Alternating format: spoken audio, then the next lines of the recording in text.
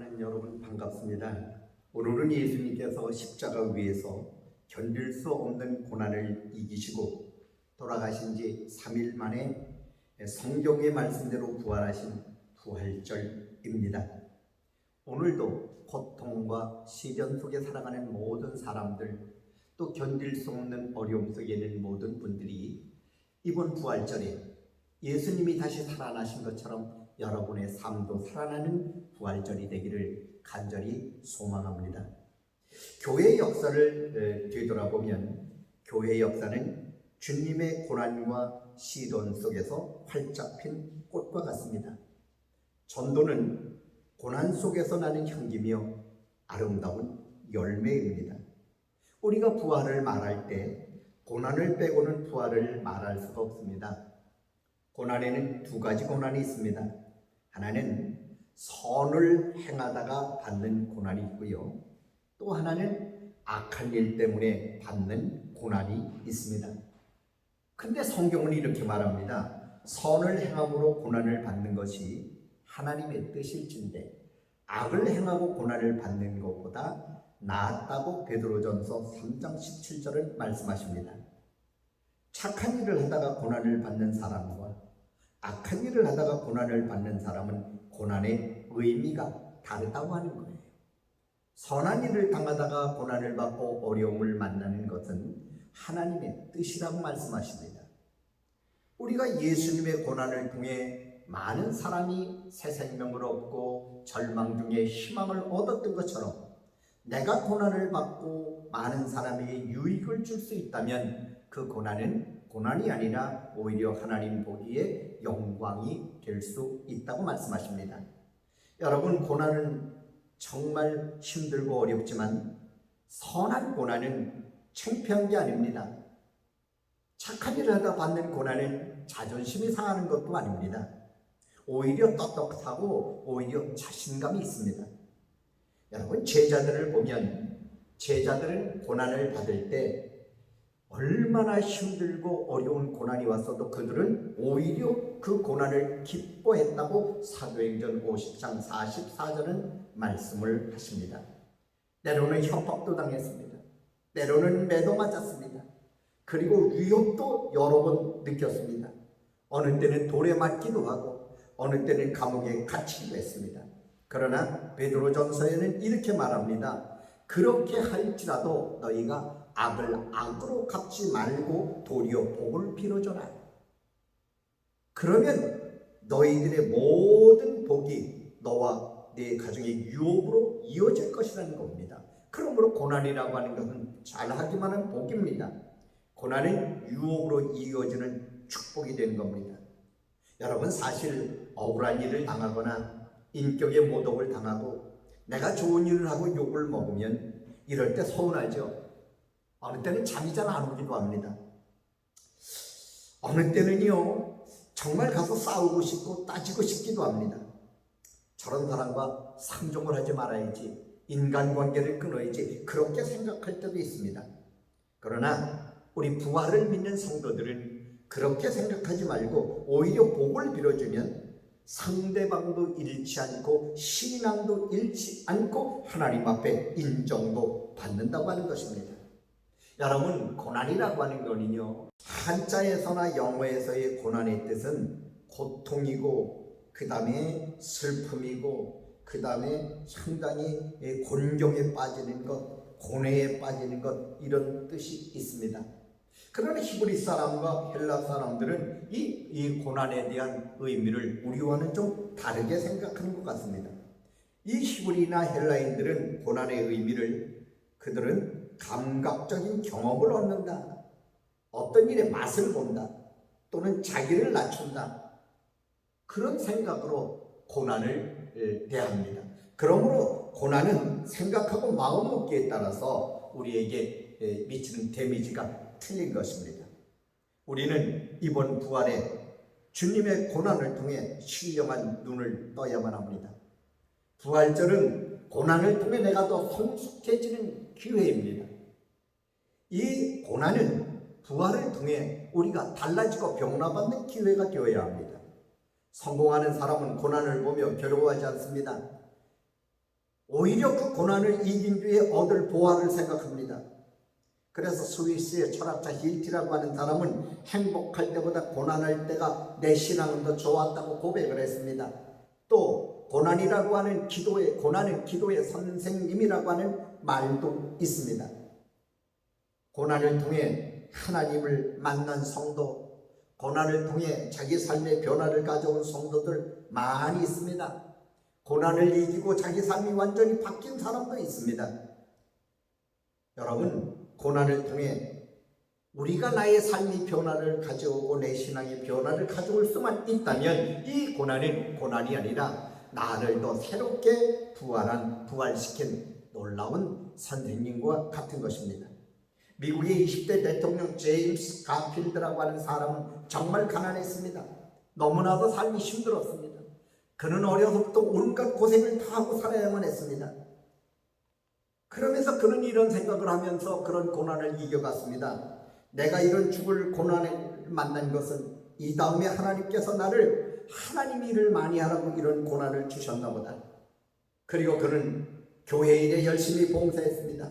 그리고 1881년에 미국의 대통령이 됩니다.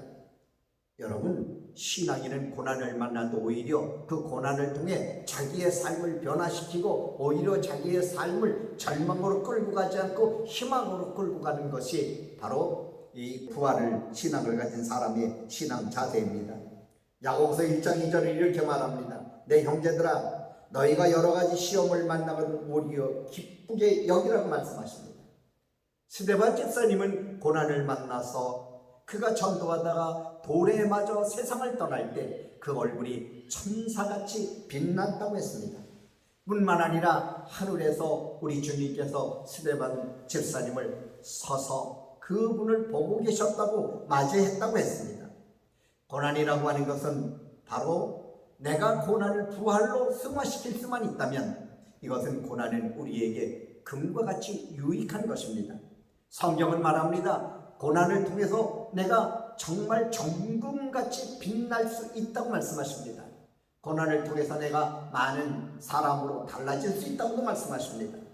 노르웨이의 한 어부가 아들과 함께 고기를 잡으러 나갔습니다. 풍랑을 만났습니다. 그리고 깜깜한 밤입니다. 길을 잃어버렸습니다. 그는 이제 두려웠습니다. 이대로 가다가 풍랑을 만나고 배가 뒤집히고 이제는 생명의 위협까지 느꼈습니다. 그런데 저 멀리 깜깜한 밤 저 멀리서 불빛 하나가 보였습니다. 그 두 부자는 그 불빛을 향해 끊임없이 노를 저었습니다. 그리고 그는 항구에 도달했습니다. 그런데 뛰어나온 자기 아내가 이렇게 말합니다. 여보, 당신과 아들이 바다에 고기를 잡으러 간 사이에 우리 집에 불이 났어. 그러면서 막 울며 달려옵니다.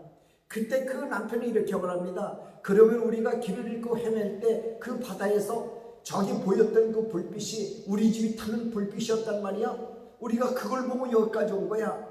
그때 아내가 남편을 끌어안고 이렇게 말합니다. 여보, 우리가 집은 잃어버렸어도, 집은 불탔어도 당신과 아들이 살았으니 이게 얼마나 감사한 일입니까? 그러면서 그 세 가족은 오히려 감사의 기도를 했다고 합니다. 사랑하는 여러분, 우리는 고난의 고난을 보지 말고 고난 뒤에 있는 부활을 보는 보석 같은 신앙이 되어야 합니다. 여러분, 오늘 부활절에 지금까지의 고난은 다 잊어버리십시오. 지금까지의 고통은 모두가 다 잃어버리십시오. 그리고 이제는 고난 뒤에 우리에게 올 축복과 고난 뒤에 우리에게 올 영광을 생각해 보십시오. 고난을 이긴 사람에게 영광의 기쁨의 맛을 알 수 있습니다. 고난을 이긴 자만이 승리의 기쁨을 맛볼 수 있습니다. 예수님은 고난을 이기시고 부활하셨기에 그 부활의 기쁨은 우리에게 더 크게 전해지는 것이고 또 우리도 그 부활을 믿는 사람은 예수님과 같이 똑같은 이런 영광의 부활을 맛보게 되는 것입니다. 사랑하는 여러분, 고난에 대한 성도의 태도와 고난당하는 성도의 생활이 오늘 본문에 있는 말씀입니다. 고난 속에서 영적인 보석을 찾는 것입니다. 사랑하는 자들아, 너희를 시험하려고 오는 불시험을 이상한 일 당하는 것 같이 이상히 여기지 말고 오직 너희가 그리스도의 고난에 참여하는 것으로 즐거워하라. 이는 그의 영광을 나타나실 때에 너희로 즐거워하고 기뻐하게 하리 하시니라. 베드로전서 4장 12절로부터 있는 말씀은 고난을 끌어안고 사는 사람은 고난과 함께 절망의 눈에 빠질 수밖에 없지만, 그러나 고난에 도전하고 고난을 이기려고 하는 사람은 모두가 승리할 수 있다고 하는 말입니다. 사랑하는 여러분, 이제 우리는 이런 고난이 있을 때 우리가 승리할 수 있는 힘이 어디서 나오는지 알아야 합니다. 예수님의 부활은 고난을 이긴 증거입니다. 그러므로 우리는 예수님에게 뿌리를 내리고 살아가는 사람, 예수님을 내 마음속에 모시고 살아가는 사람들에게 여러분, 고난 뒤에 있는 영광이 보이게 되고, 고난을 이긴 뒤에 오는 축복이 보이게 되고, 고난을 이긴 뒤에 우리가 차지할 그 엄청난 여러분 환희와 기쁨을 우리는 알게 됩니다. 예수님의 부활로 죄로 물든 우리를 깨끗하게 했습니다. 욕심과 분노로 가득 찼던 우리에게 여러분, 예수님의 부활은 이제는 새로운 사람으로 우리가 변화되는 기회가 됐습니다.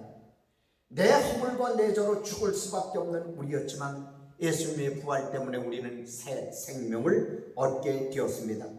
죽음의 공포에서 천국의 소망을 주신 이 부활절, 우리는 삶을 살아가면서 날마다 고난과 한숨을 끊일 날이 없이 한숨을 쉬며 고난 속에 우리는 살아가는 게 인간입니다. 아마무처럼 태어날 때부터 죽을 때까지 시련과 고난이 없는 사람은 없을 것입니다. 그러나 인생은 고난이라고만 생각하지 마십시오. 삶은 정말 지겨운 고생길이라고 생각하지 마십시오. 인생은 왜 이렇게 힘들고 어려우냐고만 생각하지 마십시오. 부활을 믿고, 예수님의 부활을 믿고 우리도 부활 신앙을 가진 사람에게는 그 속에서 진주와 보화를 찾을 줄 아는 사람이 되어야 됩니다. 어려움을 만나면 예수님께 뿌리를 내린 여러분, 어려움을 만날 때 예수님께 뿌리를 내린 성도는 고난 속에서도 여러분 승리할 수가 있습니다. 예수님께 뿌리를 내리고 사는 사람, 부활 신앙을 가지고 사는 사람은 고통을 여러분 즐기며 살아갈 수 있습니다. 고난 가운데서도 여러분 희망의 불빛을 보며 살아갈 수 있는 사람들입니다. 성경은 말합니다. 다윗은 이렇게 고백했습니다. 고난 당하기 전에 나는 못되게 살던 사람이었는데 이제 내가 고난을 통해서 나의 잘못된 신앙도 고쳤다고 고백합니다. 또 신앙은 이렇게 말합니다. 무릇 내가 사랑하는 자를 책망하노니 그러므로 내가 열심을 내라 회개하라. 고난을 통해서 내가 게으름을 회개했다고 성경은 말합니다. 또 성경은 말합니다. 여러분, 고난을 통해서 내가 징벌이 오히려 내게 복이 되고 교훈이 됐다고 말씀하십니다. 어떤 사람은 고난을 통해 하나님의 아들로 인정받는 것을 알았다고 하는 사람도 있습니다. 또 역대하 33장 12절에는 징계와 고난 때문에 내가 겸손한 사람이 됐다고 했습니다. 베드로는 고난을 통해서 여러분 금과 같은 성도가 됐고, 야고보는 환난을 통해서 인내를 배웠다고 했습니다. 여러분, 부활을 믿는 사람들에게 고난은 나쁜 것이 아닙니다. 고난은 분명히 우리에게 보화와 같은 것입니다. 오늘 부활절에 아직도 고난의 잠에서 깨지 못한 분이 있습니까? 아직도 고난 가운데 근심하고 있는 분이 있습니까? 부활하신 예수님을 마음에 모시고 부활하신 예수님 앞에 뿌리를 내리고 살아가십시오. 그리고 그분의 품 안에 안겨 살아가십시오. 여러분의 삶은 새로운 희망으로 부활될 것입니다. 여러분은 용기 있는 사람으로 바뀔 것입니다. 여러분은 절망과 고난과 한숨이 물러가는 것을 여러분은 분명히 볼 수 있을 것입니다.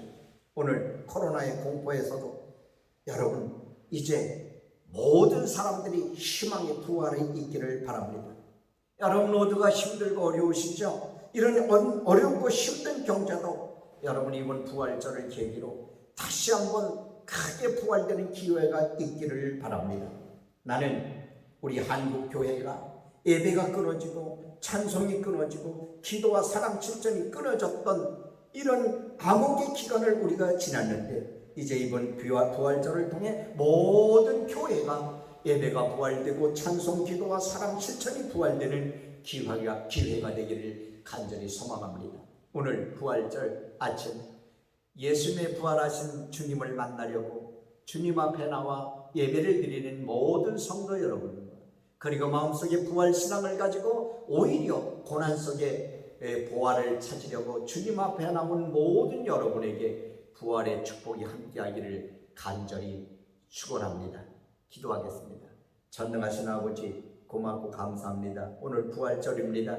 사람들의 마음에서도 그리고 이 삶의 생활과 삶 속에서도 그리고 곳곳 어느 곳에서라도 절망과 시련은 모두가 없어지고 이제 예수님이 사망을 이기고 부활하셨던 것처럼 부활의 기쁨이 넘치는 부활절이 되게 하여 주옵소서. 예수님 이름으로 간절히 기도 올립니다.